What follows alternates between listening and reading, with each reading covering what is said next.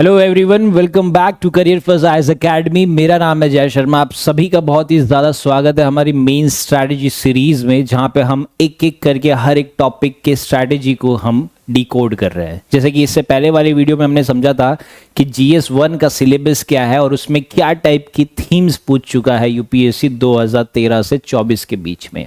तो ये उसका एक कंटिन्यू वीडियो है जहां पे हम देखेंगे कि GS1 में जैसे हमने सिलेबस और पीवाईक्यू थीम्स तो समझ लिया, अब उसके बेसिस पे हमारी स्ट्रैटेजी क्या होनी चाहिए for history, society and geography, right. So बिना देरी किए हम इसके बारे में समझते हैं।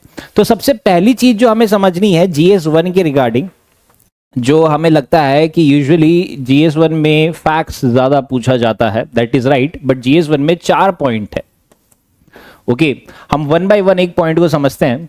जैसे सबसे पहली चीज जो है GS1 में क्या टेस्ट की जाती है, वो है आपकी मेमोरी टेस्ट की जाती है with the help of history, right. क्योंकि इसके अंदर एक चीज समझिए कि सिर्फ हिस्ट्री नहीं है, इसके अंदर सोसाइटी भी है, ज्योग्राफी भी है। तो उसके अकॉर्डिंगली आपको ये GS1 की स्ट्रैटेजी इस तरीके से रखनी पड़ेगी कि आपके हर आंसर में हिस्ट्री, सोसाइटी और ज्योग्राफिकल फिनोमेना थोड़ा रिफ्लेक्ट होना चाहिए।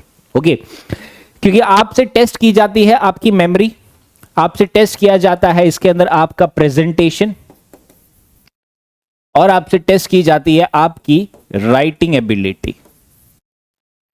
अब ये एक एस्पेक्ट कहता है कि ये तो हर GS पेपर में होती है, दैट इज राइट, ठीक है। तो इसको अगर हम थोड़ा सा और स्ट्रेटेजाइज करते हैं तो जैसे हमें समझना है कि ये GS1 में थोड़ा सा मिक्सचर है, 3 सब्जेक्ट का सबसे बड़ा मिक्सचर है। जैसे अगर हम बात करते हैं हिस्ट्री का, तो हिस्ट्री में हमसे क्या पूछा जा रहा है यूजुअली, और हम क्या समझ रहे हैं, तो हमें लगता है मतलब हिस्ट्री में जो एक चीज सबसे इंपॉर्टेंट होती है वो है कि फैक्ट हैवी होता है हिस्ट्री, कि आपको इवेंट्स समझ आने चाहिए। ओके, फिर अगर हम देखते हैं कि सोसाइटी की अगर बात करते हैं, तो सोसाइटी में आपसे कॉन्सेप्ट हैवी क्वेश्चंस पूछे जाते हैं। फिर अगर हम ज्योग्राफी की बात करते हैं, तो ज्योग्राफी में आपसे टेस्ट किया जाता है कि आपका डायग्राम कितना बेटर वे में आपने समझा सकते हो, आप एग्जाम्पल्स कितने यूज कर रहे हो, और आप जो भी कॉन्सेप्ट समझा रहे हो ज्योग्राफी के, बीट कॉन्टिनेंटल ड्रिफ्ट थियरी, तो उसमें आप कितनी क्लैरिटी ला पा रहे हो। तो उससे हम कह सकते हैं कि जो GS1 है वो एक मिक्सचर है हिस्ट्री का जिसके अंदर फैक्ट्स है, सोसाइटी का जिसके अंदर कॉन्सेप्ट्स है, एंड ज्योग्राफी का जिसके अंदर डायग्राम्स है, एग्जाम्पल्स है और क्लैरिटी रहती है, ठीक है। एंड जो थर्ड चीज यहां पे सबसे इंपॉर्टेंट रहती है GS1 में इज कि यहां पे कोई भी सिलेबस चेंज नहीं होता है। सिलेबस चेंज नहीं होता है इन द सेंस क्या है कि हमें पता है कि हिस्ट्री जो है हमारी वो वही रहने वाली है, ज्योग्राफी जो हमारी है वो वही होने वाली है, सोसाइटी जो है हमारी वही रहने वाली। बस कॉन्सेप्ट क्या होता है कि यहां पे हम सोसाइटी को इवॉल्व करते हैं और उसके अकॉर्डिंगली हम हमारा हिस्ट्री का सिनेरियो इसके अंदर लेके आते हैं। तो कहने का मतलब क्या है कि यहां पे इंटरलिंकिंग बहुत ज्यादा डिपेंडेंट है।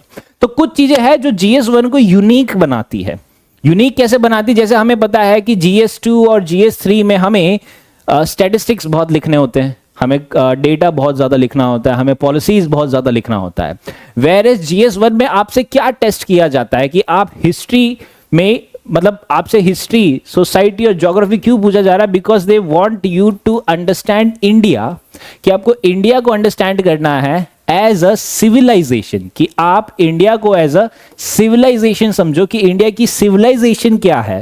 वो आपसे एक्सपेक्ट करते हैं कि आप इंडिया को एज अ सोसाइटी कंसीडर्ड करो, तब जाके आप उसकी डिमांड समझ पाओगे, और आप इंडिया को एज अ लैंडस्केप कंसीडर्ड करो। तो कहने का मतलब क्या है कि हमें सिविलाइजेशन के बारे में पढ़ना है कि मॉडर्न हिस्ट्री में हमारी क्या सिविलाइजेशन थी, मेडिवल हिस्ट्री में हमारी क्या सिविलाइजेशन थी, एंशिएंट हिस्ट्री में हमारी क्या सिविलाइजेशन थी। अब ये सारा सिविलाइजेशन का बेस करके at present, that is the post modern history में हमारा क्या सिविलाइजेशन कैरी कर रहा है। तो हमने पिछली चीजें कितनी रखी है और कितनी हमने खुद को इवॉल्व कर चुका है। तो ये चीजें आपसे पूछी जा रही है when they are talking about India. दूसरी चीज ये यूनिक बनाती है कि यहां पे आपको इंटरडिसिप्लिनरी काफी ज्यादा पूछा जा रहा है आपसे, इंटरडिसिप्लिनरी नेचर के बारे में। जैसे फॉर एग्जांपल एक क्वेश्चन है, let's say question is the role of women, जो यूपीएससी पूछ चुका है, role of women in freedom struggle. कि जो फ्रीडम स्ट्रगल है हमारा, उसके अंदर हमारी वुमेन का क्या रोल होता है। तो उसको हम और बेटर तरीके से कैसे समझ सकते हैं कि हमें सिर्फ ये वुमेन का फ्रीडम स्ट्रगल में ही रोल नहीं बताना है, आपको यहाँ पे इंटरडिसिप्लिनरी नेचर बतानी है। दैट मीन्स कि आपको उससे सोसाइटी से कनेक्ट करना है, आपको वो हिस्ट्री से भी कनेक्ट करना है। एक और एग्जांपल लेते हैं कि let's say the question is on urban flooding, कि ज्योग्राफी में अर्बन फ्लडिंग पे क्वेश्चन आ गया है। अब अर्बन फ्लडिंग में आपको कई सारी चीजें बतानी है। जैसे अर्बन फ्लडिंग में आपको बताना है कि वहां पे सोसाइटी क्या है जहां पे अर्बन फ्लडिंग हो रही है, वो जिस जगह में अर्बन फ्लडिंग हो रही है उसकी ज्योग्राफी क्या है, और जिस जगह पे अर्बन फ्लडिंग हुई है वहां पे गवर्नेंस फेलियर क्या है। तो आपको ये सारी चीजों को कनेक्ट करना है। So that is the interdisciplinary nature of GS1। इसके अलावा एक और चीज है कि यहां पे डायरेक्ट करंट अफेयर के क्वेश्चंस नहीं आ रहे, बट इसका मतलब ये नहीं है कि आप कास्ट डेटा नहीं लिखोगे, राइट। इसका मतलब ये नहीं है कि आप क्लाइमेट डिजास्टर्स के बारे में नहीं लिखोगे, इसका मतलब ये भी नहीं है कि आप हेरिटेज इश्यूज के बारे में नहीं लिखोगे। तो हम कह सकते हैं कि GS1 दो ये बहुत ही ज्यादा स्टैटिक है, बट ये बहुत ज्यादा इवॉल्विंग है, ये बहुत ज्यादा इंटरकनेक्टेड है। क्योंकि आप खुद समझिए कि एक जगह की हिस्ट्री और ज्योग्राफी समझे बिना आप सोसाइटी नहीं बता सकते, आप वो सोसाइटी ही नहीं समझ सकते। तो मुझे एक सोसाइटी समझनी है, फॉर एग्जांपल इंडिया की एक सोसाइटी में मैं रहता हूं, तो मेरे को वो जगह की हिस्ट्री और ज्योग्राफी समझनी बहुत जरूरी है। तो इसलिए यूपीएससी ने GS1 में हिस्ट्री ज्योग्राफी के साथ सोसाइटी रखा है, सोशल जस्टिस नहीं रखा। सी सोशल जस्टिस इज डिफरेंट, जो GS2 में आएगा। Okay, society is very much different, ठीक है। तो ये सारी चीजें रहती है। तो इसमें हम थोड़ा सा आगे बढ़ते हैं, जिसमें जो हमें समझनी है कि ये सारी सिनेरियो तो रहता ही है, बट स्टिल स्टूडेंट कई सारी मिस्टेक्स करते हैं इसके अंदर। सबसे मिस्टेक क्या करते हैं कि वो हिस्ट्री को एक मेमोरी टेस्ट जैसा ही कंसीडर कर ले रहे हैं, जबकि मैं कह रहा हूं history is not just to test your memory, but to test your understanding of India as a civilization, India as a society. तो इंडिया सिविलाइजेशन और सोसाइटी क्या थी, जैसे आप रिकॉल करो कि अगर हमसे सवाल भी पूछा जा रहा है तो हमसे यह पूछा जा रहा है कि रिफॉर्म मूवमेंट्स क्या थे, उस समय वुमेन का रोल क्या था फ्रीडम स्ट्रगल में। अगर एंशिएंट टाइम की भी बात करें तो मौर्य पीरियड में सोसाइटी का क्या रोल था, गुप्ता पीरियड में सोसाइटी का क्या रोल था। तो इस तरीके से सवाल आ रहा है, is not just memory test. Okay, तो यहां पे स्टूडेंट जब मेमोरी टेस्ट में जाता है तो वो आर्ग्यूमेंट्स और कंटिन्यूटी आंसर में फेल हो जाता है। तो ये चीज ध्यान रखना। सेकेंड चीज है कि बहुत सारे लोग सोसाइटी को एज ए सोशल जस्टिस समझते हैं, जो GS2 का पार्ट है। GS1 में society, see there is a difference between society and social justice. Society is a concept, okay, social justice is a recurring event, कि सोसाइटी पहले बननी चाहिए। तो सोसाइटी पहले बनी कैसे? सोसाइटी बनी है इंडिया में बहुत सारे रिलीजन्स से, बहुत सारा कास्ट लेके। तो हम कह सकते हैं कि GS1 में हमें रिलीजन्स के बारे में पढ़ना है, GS1 में हमें कास्टिज्म के बारे में पढ़ना है, GS1 में हमें जेंडर इक्वालिटी के बारे में पढ़ना है। तो ये सारी चीजें, रोल ऑफ वुमेन ऑर्गेनाइजेशन, ये सब चीजें सोसाइटी में आती है। सोशल जस्टिस की अगर हम बात करें तो वहां पे ये रहेगा कि सोसाइटी में there are several vulnerable sections, like women है, चिल्ड्रन है, एल्डरली पीपल है, now they are vulnerable section. तो ये वल्नरेबल सेक्शन के साथ जस्टिस होना चाहिए हमेशा। So that is social justice. Okay, now this is society. तो यहां पे हमें क्या करना है, हमें साइकोलॉजिकल डेप्थ में जाना होता है, जो स्टूडेंट यूजुअली अवॉइड करते हैं, क्योंकि वो उसको सोशल जस्टिस के जैसे कंसीडर कर लेते हैं और वो फैक्ट्स डालने लग जाते हैं, स्टैटिस्टिक्स डालने लग जाते हैं, वो पॉलिसीज डालने लग जाते हैं जो कि हमसे पूछा ही नहीं गया है। ठीक है, फिर अगर हम ज्योग्राफी की बात करते हैं तो स्टूडेंट सिर्फ एनसीईआरटीज ही पढ़ रहे हैं, वो एनसीईआरटी के बाहर नहीं जा रहे, जबकि यूपीएससी में जो मेंस के सवाल है वो एनसीईआरटी से थोड़े से हट के आ रहे हैं। जैसे एनसीईआरटी में पूछा, एनसीईआरटी में वोल्केनो का कॉन्सेप्ट एक्सप्लेन किया गया है, बट एनसीईआरटी में अपडेटेड नहीं है। तो वोल्केनो, जो वोल्केनिज्म है, it is also evolving. See, geography is not static, geography जैसी है वैसा एक बेस बनाया गया है। जैसे हमें पता है कि बिग बैंग हुआ था, सो वो हमें ज्योग्राफी में बताया गया कि बिग बैंग थियरी से यूनिवर्स बना था, but that universe is not static, the universe is itself expanding daily. So उसके अकॉर्डिंगली हम कह सकते हैं कि हमें ज्योग्राफी में थोड़ा एनसीईआरटी से बेस बना के फिर बाहर जाना चाहिए। हमें फोकस करना चाहिए मैप बेस्ड क्वेश्चन पे, हमें फोकस करना चाहिए कुछ केस स्टडीज पे, वल्केनिज्म क्या होता है, वल्केनिज्म से अर्थक्वेक आता है। So volcanism is the utmost important topic जिसके बेसिस से ही आप चीजें समझ पाओगे। ओके, फिर है पीवाईक्यूज पे वो फोकस नहीं करते, जो हमने कर लिया है थैंकफुली। हमने इससे पहले वाली वीडियो में पीवाईक्यू को डिकोड किया है थीम वाइज पे। सो जिन्होंने नहीं देखा है वो वीडियो, वो प्लीज इससे पहले वाली वीडियो जरूर देखिए। Okay, so these were the common mistakes जो एस्पिरेंट करते हैं। अब जैसे हमने देखा है कि ये पेपर को डिवाइड किया गया है हिस्ट्री, सोसाइटी और ज्योग्राफी में। सिलेबस हम डिस्कस कर चुके हैं, बट अगर हम वन बाय वन देखते हैं कि अगर मैं लेट्स से एग्जांपल की मैं हिस्ट्री की बात करता हूं कि हिस्ट्री में मेरे पास क्या सोर्स होना चाहिए और पीवाईक्यू का ट्रेंड क्या है, तो सोर्स में हम कह सकते हैं कि जो इंडियन हेरिटेज एंड कल्चर है उसके लिए एक नितिन सिंघानिया बुक बहुत ज्यादा फेमस हुई है, राइट। तो आप वो फॉलो कर सकते हो। हालांकि आज के टाइम में नितिन सिंघानिया, ये sorry Ramesh Singh is for the economics, Nitin Singhania बहुत ज्यादा फेमस हुई है, ठीक है। सॉरी, नितिन सिंघानिया की इकोनॉमिक्स की बुक भी है, so that made me a confusion. फिर मॉडर्न हिस्ट्री के लिए हमें देखना है कि एनसीईआरटी इज द की, ठीक है, दिस इज बिपिन चंद्र। और स्पेक्ट्रम से हमें फैक्ट्स उठाने हैं, डायरेक्ट स्पेक्ट्रम में मत जाओ, पहले आप स्टोरी समझो, आप कहानी तो समझो कि मुगल एम्पायर डिक्लाइन हुआ क्यों था, ठीक है, ब्रिटिशर्स आए क्यों थे, फिर बाद में उसके बारे में फैक्ट्स पे फोकस कीजिए, ठीक है। फिर फ्रीडम स्ट्रगल के लिए हम कह सकते हैं अगेन स्पेक्ट्रम है, एनसीईआरटी में कुछ थीम्स दी गई है हमारी इंडियन हिस्ट्री को लेके जहां पे फ्रीडम स्ट्रगल के बारे में मेंशन किया गया है।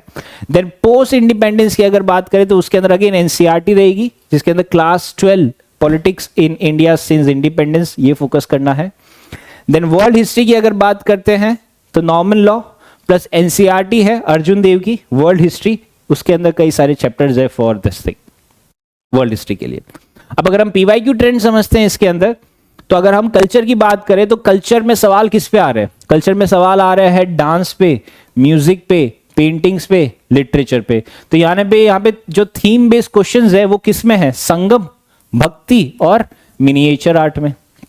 फिर सवाल आ जाता है मॉडर्न इंडिया का। मॉडर्न इंडिया में जो सवाल आ रहे वो आ रहे रिवॉल्ट्स पे, क्या क्या रिवॉल्ट हुए हैं, एक्ट्स क्या क्या लेके आए थे द ब्रिटिश गवर्नमेंट ने, उसके अकॉर्डिंगली हमने रिफॉर्म्स क्या लिए, कौन कौन सी फेमस पर्सनालिटीज आई थी, राइट। जैसे 2022 में सवाल पूछा गया था 1857 कॉजेस, 2016 में पूछा गया सिविल डिसोबीडियंस मूवमेंट के बारे में। फिर पोस्ट इंडिपेंडेंस की बात करते तो उसके अंदर सवाल आया है स्टेट रीऑर्गेनाइजेशन, कि स्टेट को कैसे रीऑर्गेनाइजेशन किया गया था, क्या क्या पर्सनैलिटीज का यहाँ पर रोल था, नेशनल इंटीग्रेशन, ये 2 बार पूछा गया है। देन वर्ल्ड हिस्ट्री में रेवोल्यूशंस पे पूछा जाता है, French revolution, industrial revolution, Russian revolution, American revolution and then world wars के बारे में पूछा जा रहा है। हालांकि ये 2 पे अभी क्वेश्चंस कम हो चुके हैं, दैट इज पोस्ट इंडिपेंडेंस और वर्ल्ड हिस्ट्री पे, but still we can not neglect it. जो लिमिटेड चीजें पीवाईक्यूज में पूछी गई है वो सारी आप कवर कर लेते हैं। Okay, now this was from the history point of view. अब दूसरा आ जाता है सोसाइटी पॉइंट ऑफ व्यू। अब सोसाइटी स्टूडेंट्स इतना इंपॉर्टेंस नहीं देते, पर ये बहुत ज्यादा इंपॉर्टेंट है क्योंकि यूपीएससी इसको बहुत इंपॉर्टेंट दे रहा है। यूपीएससी चाहता है कि एक एस्पिरेंट, एक आईएएस ऑफिसर इंडिया की सोसाइटी को जरूर समझे, ओके, एंड उसके बेसिस पे इसका जो क्वेश्चन है वो और ज्यादा इवॉल्व हो रहा है, वो और ज्यादा डेप्थ में आ रहा है। तो हमें एनसीईआरटी पढ़ के एक बेस बनाना है खुद का, जो क्लास 11-12 से आ जाएगी। फिर जब आपने बेस बना लिया फिर आप एडिशनल चीजें पढ़िए, like for example ARC reports पढ़िए, उसके अंदर एथिक्स के बारे में पढ़िए, कम्युनलिज्म के बारे में पढ़िए, एम्पावरमेंट के बारे में पढ़िए। देन करंट अफेयर्स में आप चीजें पढ़ सकते हैं, योजना और कुरुक्षेत्र जो हमारे सोसाइटी के बारे में बताते हैं, न्यूज़पेपर एडिटोरियल जो हमारे सोसाइटी के बारे में बताते हैं। तो ये सिनेरियो है। इसके अलावा इसमें अगर पीवाईक्यू ट्रेंड देखते हैं तो पीवाईक्यू ट्रेंड में आ रहा है डाइवर्सिटी और प्लूरलिज्म पे सवाल आते हैं, जैसे यूनिटी एंड डाइवर्सिटी है, रीजनल आइडेंटिटीज है, 2019 और 23 में पूछा गया है। फिर अगर हम देखते हैं कि वुमेन एंड वल्नरेबल ग्रुप्स पे सवाल आ चुका है, दैट इज ट्रिपल तलाक है, सेल्फ हेल्प ग्रुप है, जेंडर इक्वालिटी है, इन पे सवाल है। देन कम्युनलिज्म एंड रीजनलिज्म पे सवाल है कि what are the causes of regionalism और what are the causes of communalism. Then constitution safeguards क्या है हमारे इसके लिए, तो इस पे सवाल है।